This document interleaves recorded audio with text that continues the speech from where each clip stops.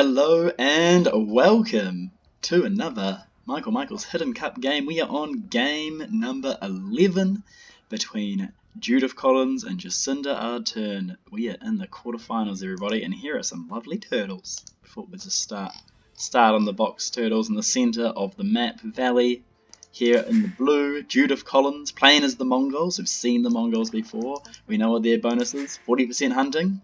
Let's see if they use it this time. And in the red, Jacinda Ardern, and she's opted to play as the Goths, which is very interesting. You might remember from round 1, Judith Collins actually chose the Goths in the first series in Socotra. So let's get this started without any further ado, and we'll see how this game progresses. Judith Collins already straight onto 2 houses, villages coming out of the town centre, and that's great to see. 1 house for Jacinda, she's opting for that single house build, which I think we've seen her do before. No, the 2 villages are going to go to the second house, and this one's opting for a llama. Starting on the llama, the herdables look to be llamas and turkeys, with a nice a South American kind of map generated here, which is very interesting. So round 2, it's on Valley, and for those who don't know, Valley is all about the central dried up river. We have a lot of thirsty deer coming in to get the last of the water. There's a lot of box turtles. That's also a very good source of food.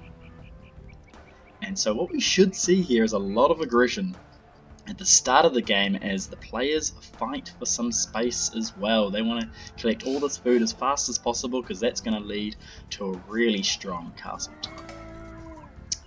Really fast castle time, and that's going to be very important for the Mongol player. We never really got a chance to see it with the previous game, but Mongols, they're all about getting to the castle age, putting down 1 castle and sending out their elite your unique unit, which is called the Mangudai, which is a cavalry archer, and it's very powerful. So if we see any of those this game, Judith Collins will be in a really good place. On the contrary, however, Goths, another very strong civ. Now we've only really seen the powerhouse of Goths in the Dark Age so far in Socotra, where they pump out those militia and then they switch to man-at-arms and they put on a lot of pressure in Feudal Age. But where Goths really get dangerous is actually in the end of the game in Imperial Age, where they have a lot of economy, they have up to 210 population, and they can pump out what are called Huskars, which is their unique unit. Has a lot of pierce armor, arrows basically bounce right off them, and they can be very dangerous for the Mongol player if Judith Collins is not careful.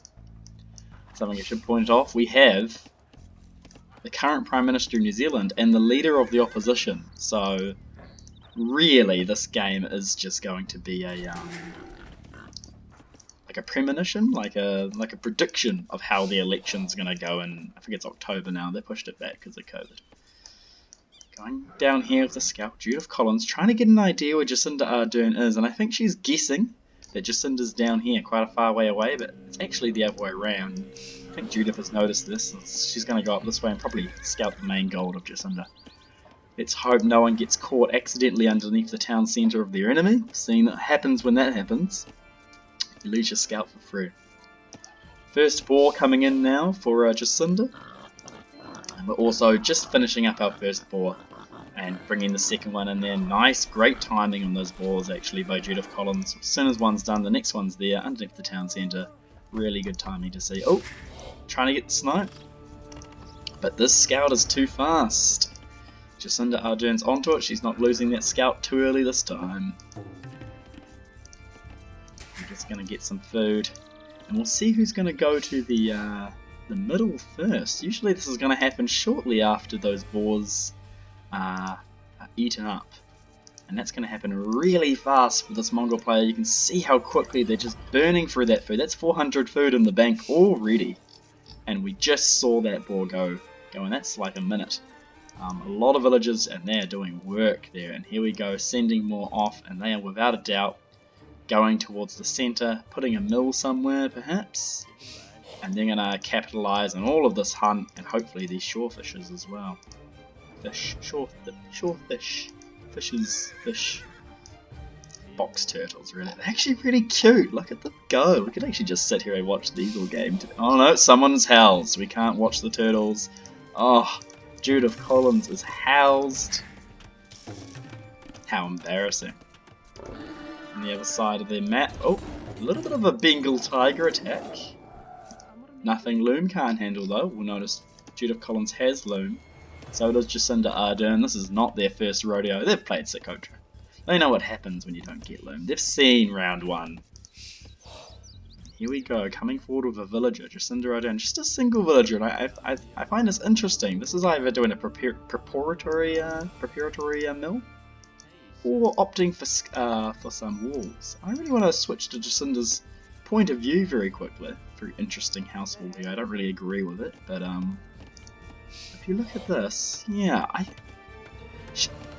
Jacinda has a very wallable base. What she needs is just a single palisade across this front here.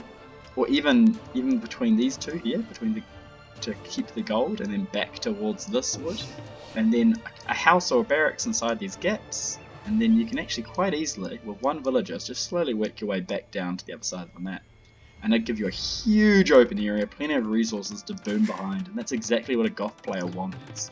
Now, Goth players do not get stone walls, so they would have to rely on Palisade, which is very dangerous, very easy to get through Palisade walls later on in the game. But, 4 to gold. What is the Goth's player's plan? They're going all the way down here. So, Jacinda, she does not want to contest the centre. And when I saw Goths, I thought maybe we're going to see some feudal pressure. And it looks like we will see a little bit of feudal pressure. But Jacinda doesn't want trouble with her villagers. She wants her villagers to be very safe and unfindable. Now, you've noticed none of them have gone to the centre, the obvious place, even though they're scouting it. And they're just trying to get... Oh, where's the Mongol hunters gone? They're down here now. Oh! And the barracks is being denied. Judith Collins has found that. The scout's going to come try and help, but these are loomed villages and no one's actually really at the feudal age yet, although they are on their way. This scout's going to go down for Jacinda Ardern. She loses that bonus, and this barracks has been denied from a little bit of serendipitous walking of all these hunters going down, and I think this is because Judith Collins has seen this. This could get into a little bit of a brawl very, very quickly, I think, as Judith Collins starts to respond to this barracks going up on the front. Here we have the scout picking off the last villager over here from Jacinda Ardern. That's the first damage we've seen in the game, which also means Jacinda Ardern is down so far 2 villagers. That's mainly because she just got to the feudal age first. She would have clicked up 1 villager earlier, but now Judith Collins is on 24 villagers. And also just got to the feudal age recently. Judith Collins going straight for the scouts, and I think this is a great move. Scouts, Mongols, scouts only cost food, and the Mongol player will be getting a ton of food at this stage of the game with all of this effectively free hunt. Got a lot up here, getting more down here very safely, and because this barracks never went up, we never got that feudal pressure to punish that kind of greed, and so now these scouts coming out in pretty decent numbers. And we'll see if we get the upgrades. In fact, we already have forging coming in for Judith Collins, so very good to see. Jacinda Ardern, what is your play here? And I see a man-at-arms coming out of here, but this is not the correct play, I don't think. Man-at-arms do okay against scouts, but not as well as spearmen. And they cost a little bit more food too, so I would actually opt for spearmen and man-at-arms, a bit of a mixture. Or just spearmen at this stage of the game, but I suppose you're not going to get any villager kills with man-at-arms. Back at the wood lines of Jacinda Ardern, this attack from Judith Collins coming in. She sees it, a really, really good response there. If only there was barracks close at home. This is one reason why you might not build a forward barracks, is you kind of want to be able to make spearmen in your base, especially if you're going up against Mongols, scout cavalry civ on our valley. But very good defense here. You can see the value of Loom there, only losing 1 villager and effectively fighting off the scouts. These are on quite low HP now, and they're not going to be able to get away with too much. Is there a weak villager? This one on the gold, if Judith Collins might scout that and get a cheeky villager pick out if she is paying attention. No, she's just... Oh, she's coming in. On the other side, nothing much happening. Is she going to find that weak villager? Yep, here we go. Are we found it? We're going straight for it. No, we're going for the one on edge. Are we going to get the weak one? We've started hitting it. And that one's going to go down. Look, focused down. Oh no, Judith Collins. This one's so... It's 2 hits away. You'll get this one, I suppose. That's pretty good. Sneak. No. Okay, very good. A little bit of pressure there. And both of these players are responding very well and very quickly to this kind of aggression. That's very good to see. Judith Collins now walling up her base, or at least the front half of it. Doesn't expect, I think, a little bit of a sally around the side. And these 2 spearmen are going to make responding with scouts very, very difficult. And those man-at-arms will take out any villagers. So a little bit of a handy mix of man-at-arms and spearmen, like I was mentioning earlier. Gives it just enough damage or just enough defense against the scouts to be viable. These scouts by Judith Collins are not going to find the going to go right past the villagers of Jacinda, finishing up some hunt there. And here we go, the Mongol player done this deer patch. We'll move on to this one, going really fast, burning for all that food. And I wouldn't be surprised if very soon we see the Mongol player have enough to be able to go up to the feudal age. And this is unfortunate, but yes, this is a situation where you just got to use those villagers and try focus down those man-at-arms. They're currently not being focused down. You're losing a lot of villager health here. You can also have a look at your villagers and try to get the weak ones away, just like this one is going to the town centre first. But this is a lot of eco damage. All these wood villagers have been taken off, and that's really, really bad to see for our Judith. But hopefully, if we switch to her view, we can see, no, 256 food. That must be making a lot of scouts, not quite ready to go to the castle age yet. Although we should be getting close to that. Plenty on gold, so we'll definitely have the gold to make that upgrade. It needs 200 gold at least. An archery range coming up on the front for Jacinda. If this is in prediction for the archers, which I think it actually might be. So when you get attacked by these infantry, your first thought is I'll make some archers at home to keep them at bay, and hopefully this archery range will actually pump out skirmishers, and the skirmishers will actually work with this army. And skirmishers are like anti-archer archers, so all they really do, they tickle everything else, but they're really good against archers, so hopefully we'll see some skirmishers coming up to complement this army composition that Jacinda Ardern's chosen. It'll be a really good play, and that would also counter these defensive archers, and then the man-at-arms can go back to hacking away at the villagers on the wood. Back at the base, we're getting some more scout cavalry picks. They've just been hanging out here, and oh, it doesn't look like Jacinda Ardern's noticed. Her attention is elsewhere, maybe at the front where she's doing an attack on the main, but now these archers are doing damage there. The scout is still getting free picks back at home. Please notice.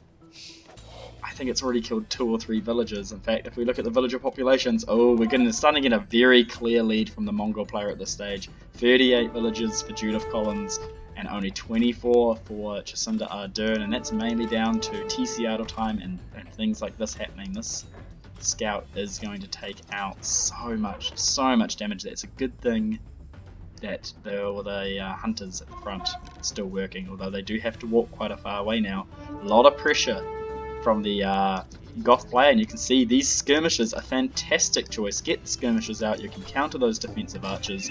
What is Judith Collins' next move? And there it is, going up to the castle age as predicted.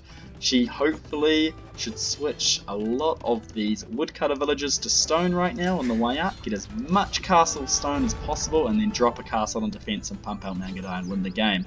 That would be how that works, but we'll see if she'll make it at this stage.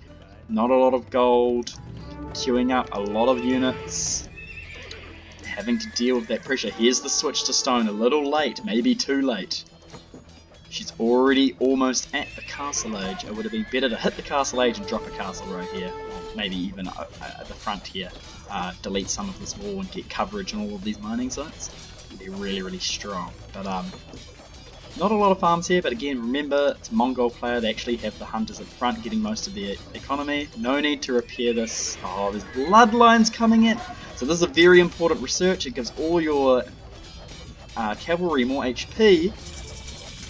Oh, and they just get it before the stable goes down. That was very clutch. If that research hadn't come in, that could mean that anything that comes out on a horse would still be at a kind of feudal level. For Judith Collins, very weak because of that. Here we go. Made it to castle age, but at what cost, Judith Collins? What are you going to do now? The Goth player is all in your base. These man-at-arms are doing a lot of damage. You're taking down your production. Here comes the Knights. Now the Knights are very strong.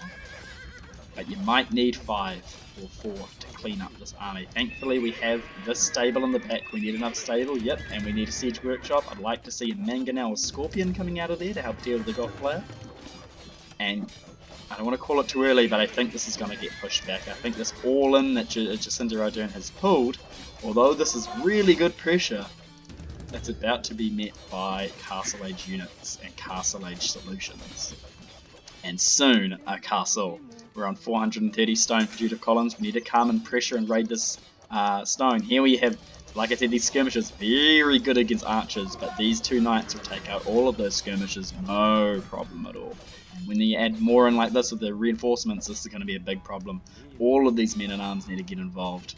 And even then, that would be a tough ask for these guys who are all on foot. We need more spears, but most importantly, we need to start thinking about how we're using this army. We need to maybe hit this gold up the top, hit the stone definitely before that castle comes up. You need to deny that, Jacinda Ardern.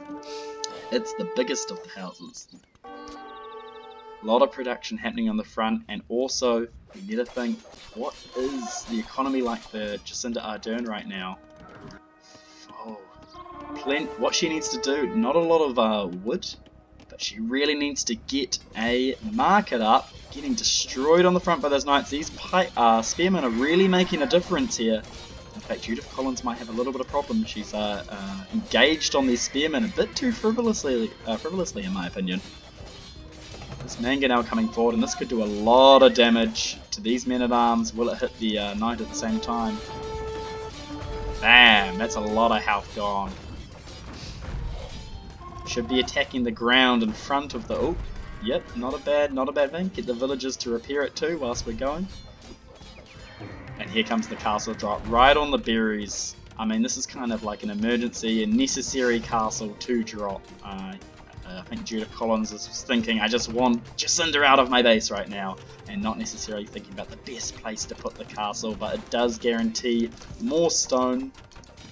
Although again, personally, I would delete this wall and pull it right here. It wouldn't have been under attack. I wouldn't have lost villagers due to putting it up. I could have just moved all those stone villages and peacefully put it up there, probably without Jacinda noticing. And oh, is it gonna be a doubt castle? It's not going up. It's not going up, and Jacinda Ardern knows that she needs to keep the pressure on here. She really needs to keep the pressure on here. She needs to keep this castle going up. Once that castle's up, Mangudai are going to come out of it, and they are so strong. Those knights, no comparison. It's going up slow. Switch to Jacinda Ardern's view. We're at 90%, 91% more villager. This castle's definitely going up. These 2 spearmen aren't going to do anything, and there it is. And straight away we're researching Bodkinarrow, and we're going to be making Mangudai from Mongol. This is exactly where they wanted to be. All this hunt has just paid off, and they can switch to the cheeky gold. This is going to be absolutely invaluable for Judith Collins. I doubt Jacinda Ardern even knows that that is there. We can check that to see. No. Very good. So very good play by Judith Collins here. All she needs to do now is make Mangudai from the castle. I don't know why she has not started that yet. And rejig this economy, maybe put down a couple more town centres and consolidate that villager lead, which she currently has 45 villagers to 29 villagers of Jacinda Ardern. So a couple more knights coming out, still a little scared. It doesn't have to be scared, it has the castle now, and there's nothing that this feudal age army can do. I'm really surprised that Jacinda Ardern is still making units. She needs to stop. It is time to go to the castle age yourself. You really need to go. Your economy is nowhere near what it needs to be to tackle this. You've put too many resources in your fort. It did a lot of damage, but now is the time to go up and just researching. It's been a tight game for Jacinda Ardern. She's just researching double bidaxe now, which is the first wood efficiency upgrade, and that at minute 31 in the game is very late. Here we go. I think the tables are about to start turning in this game as more mangonels come out. But Judith Collins, and it looks like the game is now in her control. She is making all the moves. We're going to add another stable. We're going to go full knights. Apparently, I don't know if I agree with that. It's not a... I mean, it's okay so long as Jacinda's trapped in the castle age, but if if Jacinda goes to the trapped in the feudal age, sorry, but if Jacinda goes to the castle age and gets pikemen, the knights won't be any use at all. In fact, pikemen and mixed of Huskal is a very potent mix. And here we have a knight raid on the woodline. This is exactly what Jacinda Ardern cannot afford right now. She has no answer to this, and unlike the scouts before, these cannot be fought off by villagers. In fact, they can't be fought off by anything that Jacinda Ardern has. These knights have already got the first armor upgrade. I wouldn't be surprised if the Mongol player Judith Collins prioritises the next armor upgrade as soon as she can. And these knights are going to do exactly what those scouts did earlier, hit all the resources around the base, and this is going to be the death of Jacinda Ardern. There's nothing she can do about this. There's not even any home barracks still to make her own spearmen. She is 100 food away from going to the castle age, which is just coming in now. We have some people on the box turtles. Fantastic to see. They're running halfway across the map to drop it off. 1 mil here would be great. You have 500 wood, but I suppose there's a lot going on, and she is just confused. Meanwhile, in the base of Judith Collins, we have some great, I don't know how they snuck in there, but these spearmen are going to wave their little noodles at the villagers and do a tiny amount of damage. Boop, boop, boop, boop, boop, boop, boop. It's annoying, to be fair. It's like a mosquito. These guys aren't really designed to raid. And in any case, Judith Collins doesn't care at this point. She's killing all the villagers. Jacinda Ardern. Jacinda Ardern can click up to Castle Edge, but she's so distracted. There's so many things happening that she hasn't even made the click yet. It's a really bad sign for her. And I think any moment now we're going to see that Jacinda Ardern is going to realise just how behind her play was, and we'll probably have to throw in the towel very shortly. Still not clicking up to the castle age, all the resources in the bank. Can Jacinda Ardern pull something out of her hat? Blacksmith. That can't be the first blacksmith. Oh my goodness, Jacinda Ardern's only just realised that she needs the blacksmith for the upgrades. She has clicked a castle age. To be fair, very impressive. Tried to go for a quick wall palisade there from an earlier raid. These two villagers running away with all the wood they can carry, ringing the town bell. This is just so much pressure, so much damage. Going for a little wall. Oh, that's not quite gonna work. And those villagers are definitely going down. Meanwhile, the spearmen get just cleaned up just by accident by the castle. There's a couple of villagers in the town centre too. These Mangadals are on the defence. They're taking out the production buildings on the front for Jacinda Ardern. I think Jacinda's starting to realise the writings on the wall. There's all this villagers coming. She went so far the box turtle, she ended up going back into the TC to drop them off. The mill would have been great. We are going to the castle age. What are we going to see by the Goth player? So long as Judith Collins just continues playing. Here's a second castle. So long as Judith Collins just continues playing the game, there should be no reason why Jacinda can get back into the game at this point. To be honest, and all Judith really needs to do is start making Mangadai. Putting up an archery range, I don't know if I agree with that. Maybe it's just to get thumb ring for the Mangadai. There's Castle Age, so Castle Age is up. What Judith Collins should do is just get these knights and just take out the town centre. She could have, there would be no problems. All these Mangadals, they could have taken out the town centre several minutes ago. I don't know why she's wasting time in all these buildings. You can see they're all idle and it's about time. It's mainly because Jacinda Ardern doesn't have an economy left to really make military units. 16 villages versus 62, and we're really just waiting for the end here. We might actually speed it up just a tad. There's not a lot the Mongol player can do at this stage. Here comes the knights, some extra raiding on the gold. None of this can be walled up, of course. It's the Goth player that don't get stone walls. These could just dive and hit the, especially, they got +2 armor now, so they could just dive underneath this and take out that town centre if they wanted to. I'm not sure why Judith is not opting for that. And again, these Mangadals can just come through. I'm not sure if she's trying to get a glorious victory or not, but at the moment it's like, stop! She's already dead.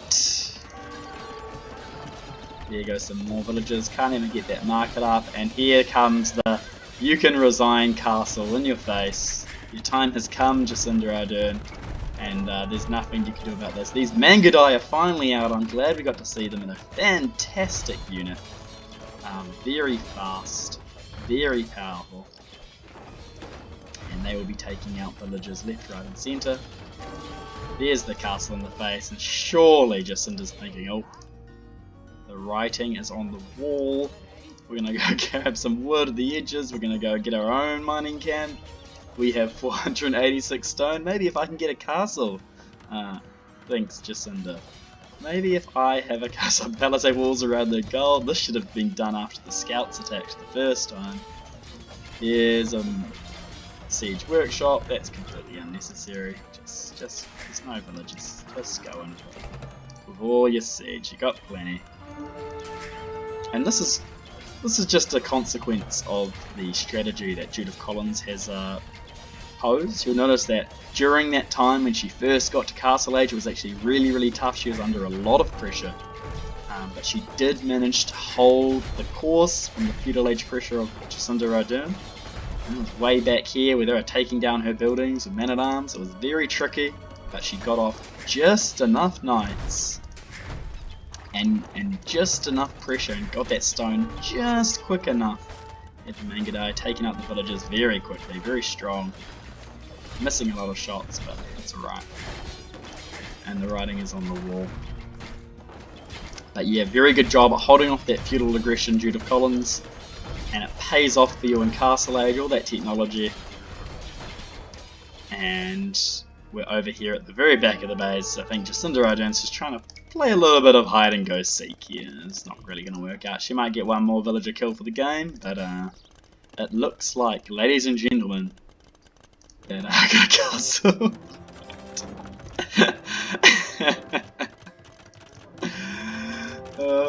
I don't know what the plan is here, but it is kind of funny.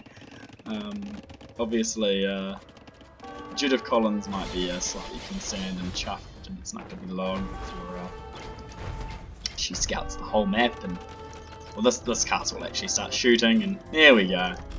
Judith Collins finds her. And this is the last hold of Jacinda Ardern. And there they are, the Huskars. These are late to the party, aren't they? But this is what we wanted to see. These guys are wonderful.